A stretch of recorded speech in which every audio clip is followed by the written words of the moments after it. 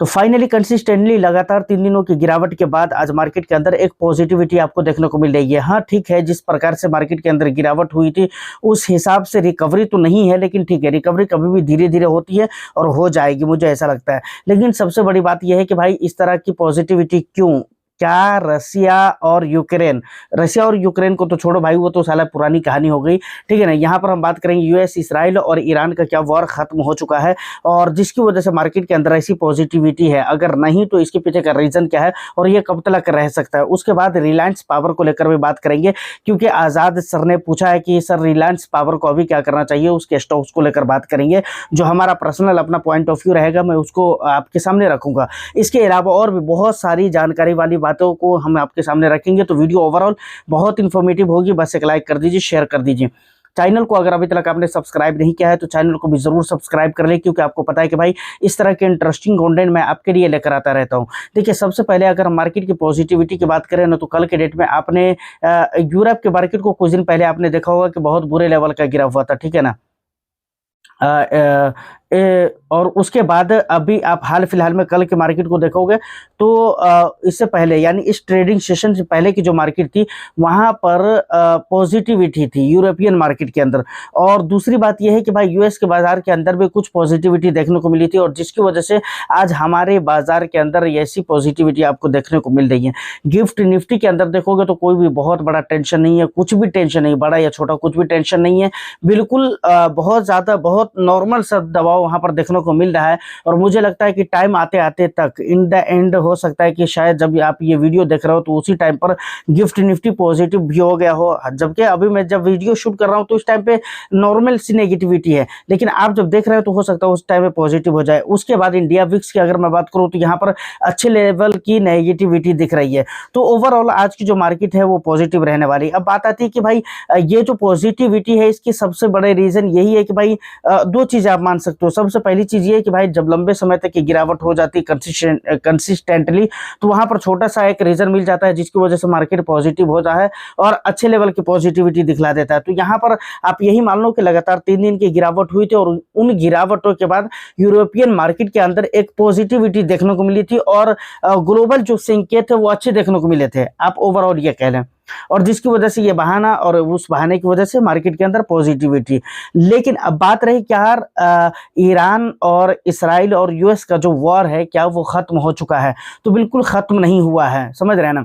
और खत्म नहीं हुआ है, वो लोग जिस तरीके से लड़ रहे हैं आपस में वो लड़ ही रहे हैं, जबकि ये दुनिया के लिए बहुत गलत संकेत है, लेकिन वो लड़ रहे हैं तो लड़ ही रहे हैं। अच्छा देखिए, एक चीज़ और भी आपको समझने की ज़रूरत है। जब रशिया और यूक्रेन का जब वॉर स्टार्ट हुआ था तो वहाँ पर जो हमारे लार्ज कैप है उसके अंदर एक अच्छी खासी 8-10% 12% की गिरावट दर्ज हो गई थी, ठीक है। लेकिन उसके बाद से वो वॉर लगातार अभी 4 साल से चल रहे हैं, 3-4 साल से चल रहे हैं, लेकिन उसके बाद आपने देखा होगा कि भाई मार्केट के अंदर बहुत ज़्यादा कुछ असर नहीं पड़ता है।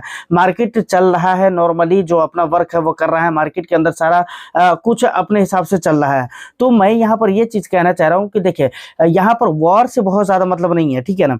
हाँ ठीक, यहाँ पर ईरान ने जो स्टेट ऑफ हॉर्मस के ऊपर पाबंदी लगाई है, यानी जहाँ से पेट्रोल डीजल या ऑयल वगैरह जो आते हैं, गैसेस वगैरह जो आती हैं, उन जगह के ऊपर, उन रास्तों के ऊपर जो पाबंदी लगाई है, तो ये दुनिया भर के लिए थोड़ा मतलब ऑकवर्ड ज़रूर है, थोड़ी परेशानी और डिफ़िकल्टी वाली बात ज़रूर है, बट वॉर से बहुत ज़्यादा असर नहीं पड़ता है। जैसे कि मैंने आपको बता दिया है कि रशिया और यूक्रेन का जो वॉर स्टार्ट हुआ था तो वहाँ पर क्या है ना कि हुआ और शुरू में इम्पैक्ट पड़ा और उसके बाद फिर मार्केट नॉर्मल हो गया और अपने तरीके से चलने लगा। यहाँ पर परेशानी बहुत ज़्यादा इसलिए बढ़ी है क्योंकि यहाँ पर जो लोगों ने सोचा नहीं था, यानी वॉर के अंदर अगर वॉर हो रहा है और मतलब कुछ ऐसा अनएक्सपेक्टेबल चीज़ हो जाए, कुछ ऐसी चीज़ हो जाए जिसको हमने सोचा नहीं था, ख्याल नहीं किया था, तो फिर वहाँ पर मार्केट गिरता है। और यहाँ पर वही चीज़ हुआ है, वॉर तो हुआ ही है। और दूसरी बात यहाँ पर यह है कि क्रूड ऑयल वगैरह को लेकर जो है ना उसके प्राइस को लेकर बहुत ज़्यादा प्रॉब्लम हो गया है और आने वाला समय में ऐसा लगता है कि भाई ये वॉर अगर लंबे समय तक चलता रहा और ईरान अगर स्टेट ऑफ हॉर्मस के ऊपर पाबंदी लगा कर रखा तो इसका बहुत बुरा इम्पैक्ट आपको देखने को मिल सकता है। और यही रीज़न है जिसकी वजह से इतना ज़्यादा असर इसका इस बाजार के ऊपर देखने को मिल रहा है। एक तो यूएस का बाजार खराब रहा है, दुनिया भर के मार्केट को पूरे मिडिल ईस्ट को ये लपेटे में ले लिया हुआ है और जिसकी वजह से माहौल बहुत ज़्यादा खराब हो रहे हैं। बाकी बाजार नॉर्मल रहेगा, बहुत कुछ ज़्यादा यहाँ पर देखने को आपको मिलेगा नहीं, और बहुत बड़ा रीजन इसको मान भी नहीं सकते, ठीक है ना। हाँ, वही चीज़ है फिर कि कुछ अनएक्सपेक्टेबल चीज़ें हो जाएँगी, तो फिर वहाँ पर गिरावट एक अच्छी खासी आपको देखने को मिलेगी। लेकिन बाज़ार में अगर हम बात करें कि बहुत ज़्यादा लंबे समय तक ये इस तरह की पॉज़िटिविटी जो आज आपको दिख रही है, वो टिकने वाली है, तो ऐसा कुछ होने वाला नहीं है, क्योंकि ऐसी अभी फ़िलहाल कुछ उम्मीद नहीं है। आप लगभग ये मानकर चलो कि एट लीस्ट आपको मतलब आप ये समझो ना कि भाई 2-3 महीने, 4 महीने तो आपको कुछ ऐसा सही, 2-3 महीने तो कुछ सही आपको समझ में नहीं आएगा। कुछ होने वाला नहीं जब तक 2 क्वार्टर ना गुज़र जाए, ठीक है? और अभी ये चल ही रहा है, अभी ये जारी है, तो पता नहीं ये कब तक चलेगा, नहीं चलेगा, उसका भी कोई भरोसा नहीं है। तो ये तमाम तर बातें हो गई जो कि मैंने आपको बता दिया है। अब देखिए आज़ाद आलम सर ने, उन्होंने पूछा था कि सर अभी रिलायंस पावर को हमें क्या करना चाहिए, स्टॉक्स को हमें क्या करना चाहिए? तो देखिए भाई, इसको जब आप लंबे समय से देखेंगे ना, तो भाई इसका सही रिकॉर्ड नहीं देखने को मिल रहा है। मतलब पिछले 1 मंथ में देख ले, या 2-3 महीनों के अंदर देख ले, 4 महीने, 6 महीनों के अंदर देख ले, साल भर के अंदर देख ले, तो लगातार ये स्टॉक्स गिर ही रहा है। आप ये मानकर चलो कि अगर आपने साल भर पहले भी निवेश किया होता, तो वहाँ पर अभी 30% से ऊपर की गिरावट हो चुकी होती। मतलब अगर आपने 1 लाख रुपये निवेश किया होता इस स्टॉक्स के अंदर, तो वहाँ पर 30,000 रुपये आपके खत्म हो चुके होते पिछले 1 ईयर के अंदर। जबकि पिछले 6 महीने में जाओगे तो भाई वहाँ पर 52% या 50% की गिरावट है, यानी आपके पैसे बिल्कुल सिरे से आधे हो चुके होते। तो ये रीज़न है जिसकी वजह से मैं बोल रहा हूँ। देखिए इसको ज़रा करीब से आप समझ लीजिए, मुझे लगता है करीब से आपको समझना चाहिए। देखिए मैं क्यों ऐसा बोल रहा हूँ, देखिए सबसे पहले यहाँ पर आप रिलायंस पावर देखोगे सर, आज की डेट में अगर देखोगे तो इस समय तक के जो है 3.41% की गिरावट यहाँ पर ऑलरेडी आपको देखने को मिल चुकी है। और देखिए ये शॉर्ट टर्म में ऐसा नहीं कि 1 दिन 2 दिन से ऐसा चल रहा है, नहीं। चलो आपको मैं टाइम फ्रेम पर सेट करके दिखलाता हूँ, आप यहाँ पर देखेंगे तो आपको पता चलेगा, ठीक है ना। मैं थोड़ा स्क्रीन छोटा कर देता हूँ, ठीक है। यहाँ पर आप 1 वीक के टाइम फ्रेम पर देखोगे तो लगातार ये गिरा हुआ है, लगातार आप देख सकते हो यहाँ पर गिरा हुआ है, लगातार ही गिरा हुआ है, ठीक है। और यहाँ पर अगर आप देखेंगे ना, पिछले 1 वीक के अंदर भाई साहब ये स्टॉक्स ने 10% लगभग 11% की गिरावट ये दर्ज कर चुका है, ठीक है ना। 10.81% है, तो आप लगभग इसे 11 तो मान ही सकते हो, ठीक है ना। पिछले 1 मंथ के अगर टाइम फ्रेम पर इसे आप जब देखोगे, 1 मंथ का टाइम फ्रेम हमने सेट कर दिया है। आप अगर इसको देखो, चार्ट पैटर्न को देखो, तो लगातार देखो, ओवरऑल जो ये इसकी गिरावट है वो गिरावट ही हो रही है। मतलब ओवरऑल ये गिर ही रहा है। ऐसा नहीं कि कभी ऐसा होता है ना कि भाई चलो कुछ समय तक कोई स्टॉक है जो ऊपर की तरफ भी जा रहा है, और कुछ कभी-कभी होता है कि भाई ब्रेकडाउन वगैरह भी हो रहा है, चल रहा है ये सारी चीज़ें। लेकिन ये लगातार देखो तो एक ही रास्ते पे अटका पड़ा हुआ है। और देखिए यहाँ पर अगर गिरावट अगर आप देखोगे पिछले 1 मंथ में, तो 20% तक की ये स्टॉक टूट चुका है, 20% तक के, 20.21% तक की ये टूट चुका है। अच्छा, पिछले 6 महीने में देखेंगे लगातार ये टूट रहा है, 41%, 41.5% से ज़्यादा टूट चुका है। पिछले 6 मंथ में देखोगे तो यहाँ पर 52% से ऊपर का टूट चुका है। पिछले 1 ईयर में देखोगे सर, तो यहाँ पर 32% का, मतलब 1 ईयर का जो रिकॉर्ड है वो थोड़ा ठीक-ठाक है। तो प्रेज़ेंट की अगर मैं बात करूँ तो फिलहाल ऐसा कुछ यहाँ पर मुझे समझ में नहीं आ रहा है। मुझे लगता है कि यहाँ पर से एग्ज़िट करना ज़्यादा बेहतर हो सकता है, मुझे ऐसा लग रहा है। बाकी ठीक है, आप अपना स्टॉप लॉस वगैरह अगर आपने लगा कर रखा हुआ है, तो आप एक लेवल को ट्राई कर सकते हो स्टॉप लॉस वगैरह को। अगर वहाँ से टूटता है तो फिर आप उसको देख सकते हैं, ठीक है ना। बाकी इससे ज़्यादा मैं आपको क्या बताऊँ सर। अभी देखिए, अभी आप यहाँ पर देखोगे सर, तो यहाँ पर देखिए 22, 30, अगला जो इसका लेवल होने वाला है ना, अगला जो लेवल होने वाला है वो 22 रुपये 30 पैसे का लेवल होने वाला है।